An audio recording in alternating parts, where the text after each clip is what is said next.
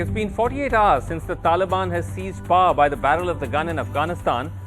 48 hours in which the Taliban has attempted to suggest it is no longer the dreaded near-medieval terror outfit of old. Is this makeover genuine or propaganda? The jury is still out. But consider this.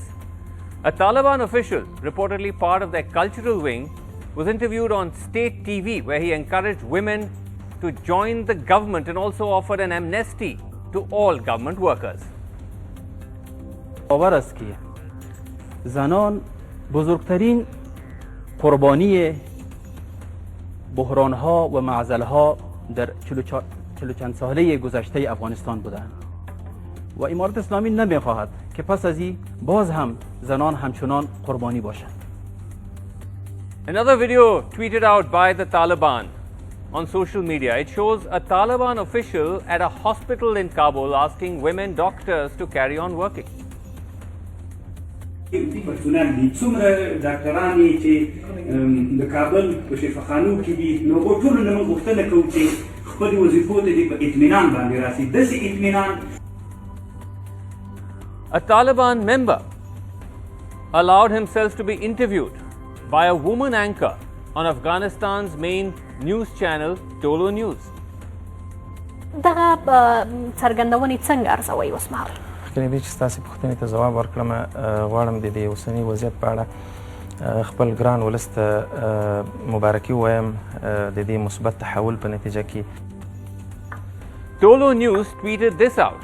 Video of its women journalists out reporting on the streets of Kabul. Ironically enough, on how despite the assurances by the Taliban that they're a changed entity, there are fewer women on the streets of Kabul because of their memories of earlier Taliban rule. طالبان وایي چې ښځې دې راشي تګ راتګ دې وکړي په کابل ښار کې هېڅ ورته مشکل نشته او ستونزه نشته. دا یې طالبانو تر دې وړاندې ویلي دي. خو میرمنې وایي چې هغه کومه تجربه چې هغوی د طالبانو له پخوانۍ دورې نه لري. Another Twitter video shows women protesting on the streets of Kabul asking for greater rights in the presence of armed Taliban fighters.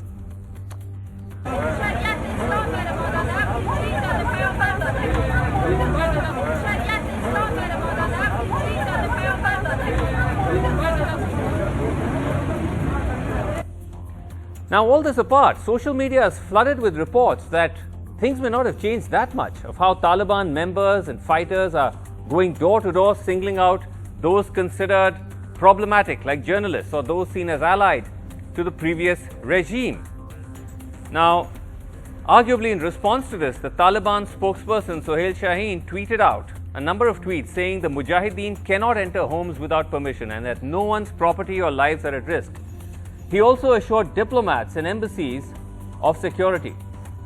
Now, this on a day when American President Joe Biden addressed the massive blowback he's facing for the chaotic consequences of America's botched pullout from Afghanistan in a speech where he began by saying the buck stops with him, but then went on seemingly to pass the buck on to everyone else, from the Afghan regime to the Afghan allies of America who've been left behind. Our mission in Afghanistan was never supposed to have been nation building. Our only vital national interest in Afghanistan remains today what it has always been: preventing a terrorist attack on America's homeland. I inherited a deal that President Trump negotiated with the Taliban. Why I opposed the surge when it was proposed in 2009 when I was vice president. Afghanistan political leaders gave up and fled the country. The Afghan military collapsed, sometime without trying to fight. We talked extensively about the need for Afghan leaders to unite politically. They failed to do any of that. I also urged them to engage in diplomacy. This advice was flatly refused. I know there are concerns about why we did not begin evacuating Afghan civilians sooner. And some of the Afghans did not want to leave earlier. The Afghan government and its supporters discouraged us from organizing a mass exodus. I am President of the United States of America, and the buck stops with me.